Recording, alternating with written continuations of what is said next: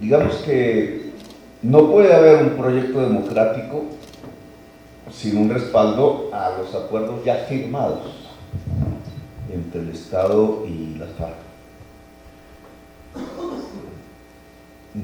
Una contradicción entre defender la democracia o luchar por la democracia o ir contra los acuerdos de paz firmados sería insostenible, porque sería como afirmar que la democracia se puede construir en medio de la violencia, y no es cierto.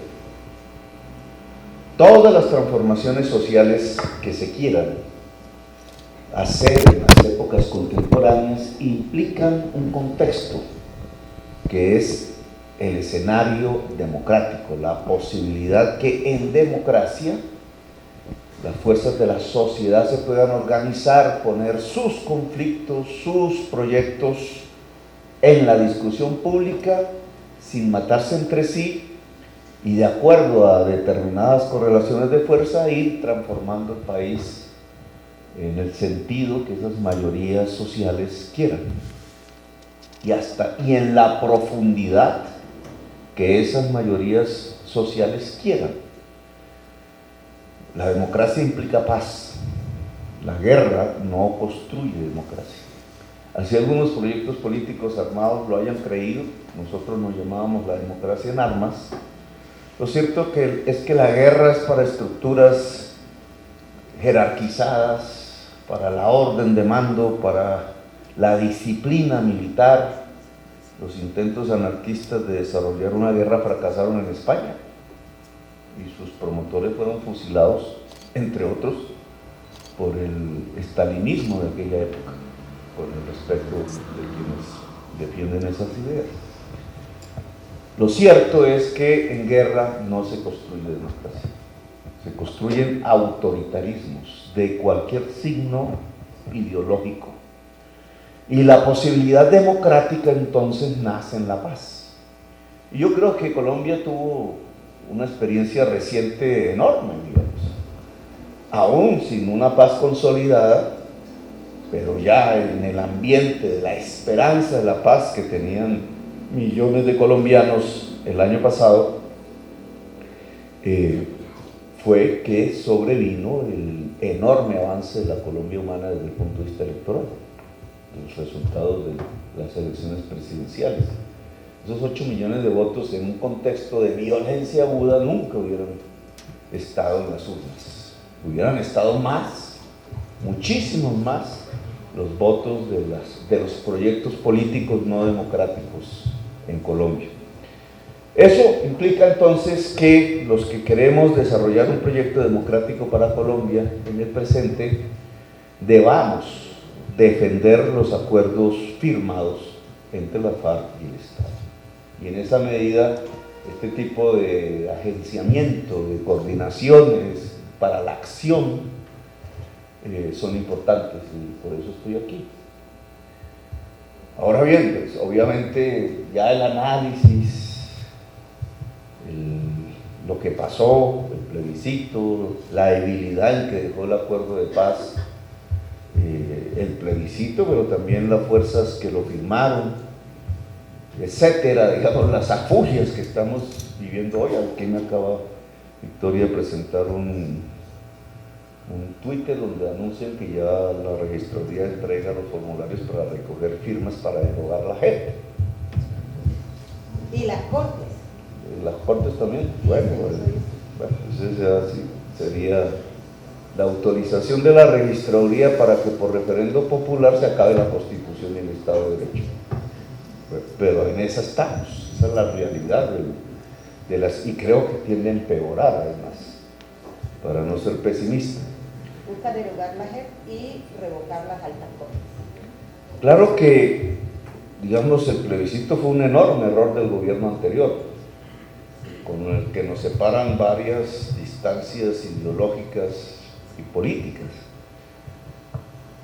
En mi opinión, lo que allí aconteció es el temor desde el lado del establecimiento colombiano de hacer las reformas sociales. Ellos le llamaban, recuerdo a Humberto de la Calle en alguna algún tipo de conferencia en la que estuve, una reunión, le llamaban la línea roja. De la línea roja no se pueden pasar los acuerdos.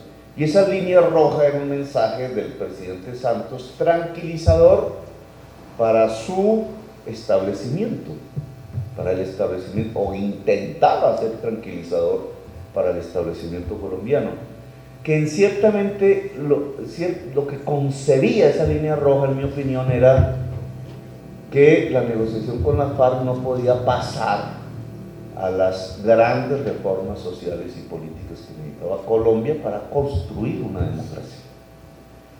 En eso me parece que le faltó absoluta audacia al gobierno anterior.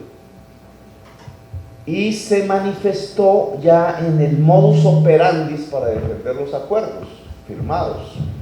Porque a esas reuniones, yo era alcalde, entonces, digamos, mi postura, mi acción allí era desde la alcaldía de Bogotá, pero recuerdo muy bien en el año 2016, a principios, ya no siendo alcalde, que hacían reuniones a donde invitaban a los partidos con personalidad jurídica. Ese era más o menos por allá, en el Palacio, no sé qué, a coordinar qué, pues el plebiscito, porque era una campaña electoral, y no invitaban a Sergio Fajardo ni a mí, entre otros. Yo creo que había mucha gente que no invitaban, que no estaban encasillados propiamente los partidos políticos con personalidad jurídica del momento, es decir, con presencia en el Parlamento. Y ahora me pongo a pensar, el simple hecho de que personas, en ese momento personas, pero que representaban unos espacios de opinión importantes, como Fajardo, o como quien habla, a la postre lo que llevó fue a esa enorme derrota electoral. Pues enorme no fue, pero las consecuencias sí que fueron enormes. Un empate real, pero se perdió. Esa es la realidad. No hubiera sido así si se hubiera impulsado a la sociedad colombiana a tomarse el proceso de paz. Que el plebiscito también daba esa oportunidad, porque el resultado hubiera sido indudablemente diferente. Pues si se perdió por 50,000 votos, y ahora un año después, fue más o menos, un año y medio, tuvimos 8 millones. Claro, hay un proceso de maduración de la sociedad, etcétera, pero indudable, 9 millones y pico si se sumen en primera vuelta las fuerzas de Fajardo y las nuestras, más las de Humberto de la Calle, que obviamente estábamos acercando a 10 millones de votos en un espacio político afín a la paz, que un año y medio atrás se hubiera podido movilizar, no digamos en la misma magnitud, pero que hubiéramos ganado. Hay un gran temor, yo pienso que del gobierno, precisamente por ese temor a pasar a las reformas sociales, lo que llevó a restringir la defensa de la paz firmada, y perdimos. Y sobre la leche derramada, ¿cómo es? Ya se me olvidó. No hay que llorar sobre la leche, sino cogerlo como la experiencia, porque ahora asomamos otro tanto. Ahora ellos son el gobierno, esa es la realidad. Ellos son el gobierno y ellos están tratando indudablemente de sabotear lo firmado. Pero aquí viene mi inquietud y con esto termino. En Colombia Humana, antes, en el progresismo, siempre discutimos el tema de los acuerdos de paz y lanzamos dos conceptos para el debate político en ese momento importante, porque se estaba hablando de cómo hacer los acuerdos. Era la paz pequeña, la paz grande. La paz pequeña siempre la miramos como las que hacen las fuerzas que están en contienda militar durante toda la historia de Colombia, porque son como 40 pactos firmados ya. Hay que hacer un libro de estadísticos sobre el particular. De las 50 y pico guerras, casi todas terminaron en pactos, y la constancia en la historia de Colombia es que cada pacto era seguido de una nueva guerra. De alguna manera u otra estamos viviendo una nueva guerra, que no debemos dejar madurar, pero esa es la realidad de estos días. Es decir, que en cierta forma lo firmado responde al concepto de paz pequeña, es decir, de paz que tiene que ver con cómo los que se están matando en las montañas dejan de matarse. Eso tiene unos aspectos jurídicos, políticos, etcétera, que se han debatido una y otra vez. El acuerdo de paz tiene, creo que en su primer punto, un tema que uno no podría encasillar dentro de lo que se llama la paz pequeña, de qué le pasa al guerrillero, cómo se vuelve senador, cómo deja las armas, dónde se guardan las armas, etcétera, etcétera, cómo se vive después de ser combatiente, qué le pasa a los militares, etcétera, temas de los que estamos discutiendo en estos días, sino que tiene que ver con las reformas que la sociedad necesita, y ese es el concepto de la paz grande. No es que sean contradictorios, uno implica al otro, sino que la sociedad se moviliza en función de la paz, y hoy este tema es pertinente aquí entre nosotros. Si lo que observa como paz es lo que necesita como sociedad. Obviamente a la sociedad le importa un bledo, con todo el perdón, qué le pasa a los guerrilleros. El tema de Santrich, si lo pusiéramos en encuesta, pues da un abrumador, por eso están usando este tema, una abrumador mayoría contra Santrich.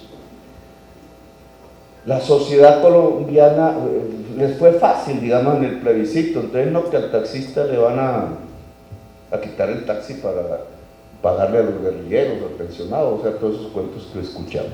Fue eficaz porque la población no sentía que los temas propiamente tenían que ver con ellos. Y ahí, digamos, el vacío de la paz grande y la enorme oportunidad de hoy.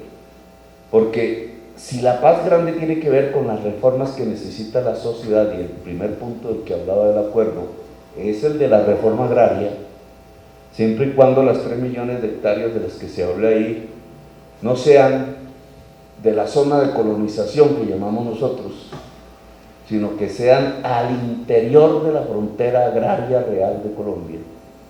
Eso sí sería una reforma agraria. Si de eso, porque el establecimiento lo que está pensando es en las selvas, que no se deben tocar, por obvias razones de cambio climático, etcétera. Entonces, o los páramos, etcétera. Entonces, ese punto entronca con la paz grande. No es, digamos, raro el hecho de que ese punto es el que no se esté tocando por ninguna parte en el Congreso de la República, que yo sepa. Se toca Santrich, se toca el tema de la JEP, se toca una serie de temas, pero ¿y dónde está el tema de la reforma agraria? Que es el primer punto. Pues no se toca el primer punto porque precisamente tiene que ver con los almendrones de una agenda que ya no es simplemente guerrillera o del establecimiento, sino que es de la sociedad. Y aquí es donde yo creo que debemos hacer el énfasis hoy, pasar a la ofensiva en cierta forma. La defensa del acuerdo de paz ya firmado pasa por que hoy defendamos una paz grande. Y una paz grande es las reformas que la sociedad actualmente necesita y quiere, y que puede hacer confluir entonces sentimiento popular con paz. Y esa simbiosis, sentimiento popular y paz, es indestructible, es victoriosa. No nos hace más sino recordar las viejas lógicas de la acción y de la política en Colombia. Es la gran discusión entre Bolívar y Santander. Somos guerrilleros, decía Santander. Claro, pues él era terrateniente de Rosario, cerca de Cúcuta. Le asustaba el hecho de que los negros y los campesinos se armaran, los indígenas. Y el Bolívar traía la idea de que no se podía derrotar a los españoles sin los negros y los campesinos, sin los indígenas. A la postre Bolívar tuvo razón, lo hizo, derrotó a los españoles, y después Santander le dio la puñalada trapera y el país volvió a las minorías. Pero esa vieja discusión de hace 2 siglos sigue siendo la misma de hoy. Guerrilleros minoritarios o ahora exguerrilleros, o montoneras ciudadanas. ¿Qué diferencia uno del otro? No es simplemente un tema puramente cuantitativo, es un tema cualitativo. Lo que diferencia los unos a los otros es que la paz se sintonice con las grandes reformas que necesita la sociedad.